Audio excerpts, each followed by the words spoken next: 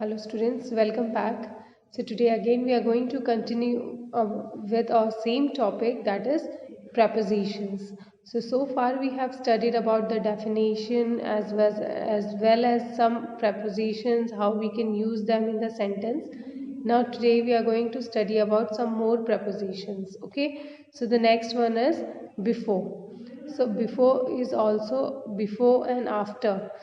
These two words are also prepositions and these are used when we जब हमें सामने वाले को एक पर्टिकुलर टाइम बताना होता है ना। तो before means earlier than and after means later then.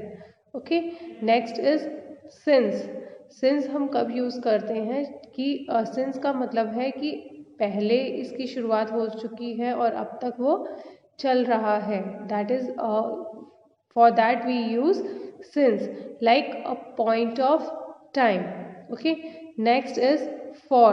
For is used for period of time. Okay, for a particular period of time, when we have to mention something for a particular period of time, at that time we use for.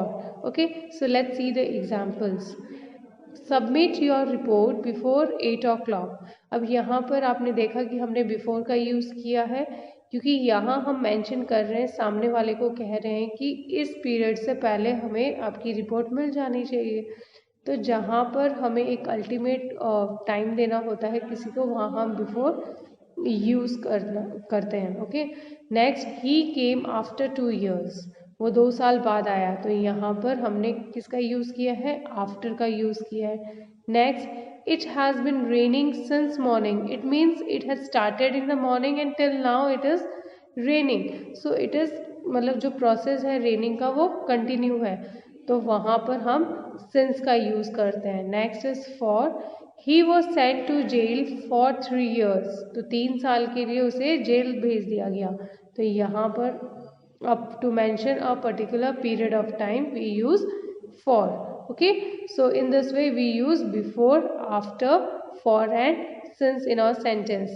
Now next other prepositions is during. Okay, now during means throughout, within the limit of period of time.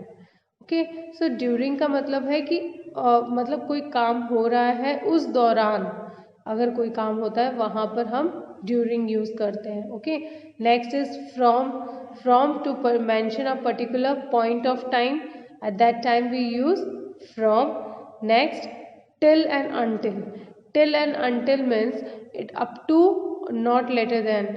It means कि जब आपको you should reach to the temple till 8 o'clock। मतलब यहाँ पर बताया गया कि आप 8 o'clock तक वहाँ आ जाना। Okay, don't move until I come. जब तक मैं नहीं आता तब तक तुम वहाँ से हिलना मत। तो यहाँ पर टिल और अनटिल हम यूज़ करते हैं जब हमें कहीं पर एक प्रॉपर सिग्निफिकेंट टाइम बताना होता है, जैसे अप टू या नॉट लेटर देन। ओके, मतलब इस टाइम पीरियड तक ये काम हो जाना चाहिए, इससे ज़्यादा आगे टाइम एक्सीड नहीं होना चाहिए। Clear? Next, into and to. Now into and to is use for a particular place और एरिया। ओके, जब हमें कोई पर्टिकुलर स्पेसिफिक प्लेस या एरिया मेंशन करनी होती है वहाँ पर हम इनटू और टू यूज़ करते हैं। So our preposition will be clear by some examples. So let's read out. We could not talk to you during the prayer. So जब प्रेयर चल रही होगी उस दौरान हम आपसे we could not talk to you, तब हम लोग आपसे बात नहीं कर पाए।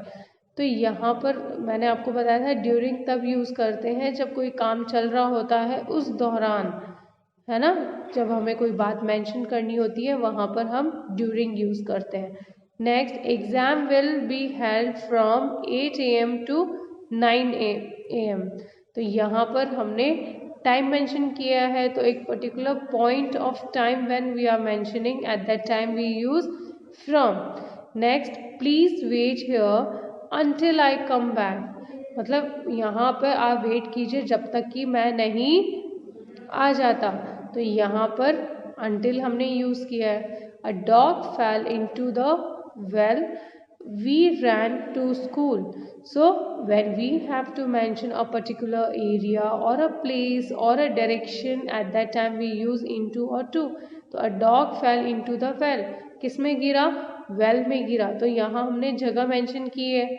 We ran to school. किस डायरेक्शन में? जहाँ स्कूल है, स्कूल के डायरेक्शन में, तो वहाँ पर हमने टू यूज किया है. Okay, so now we have learned how we can use in, at, on, between, among, और आज हमने पढ़ा before, after, since, for और during, from, till, until, into, to. इन सबको आप किस तरह से अपने सेंटेंसेस में यूज कर सकते हैं, बिकॉज अगर ये prepositions आप अपने सेंटेंस में यूज नहीं करते हैं depending upon the situation, then your sentence is incomplete. Okay, so in our next video we are going to study about some more prepositions with examples. Till then, watch both the videos and learn these prepositions with examples. Okay, clear?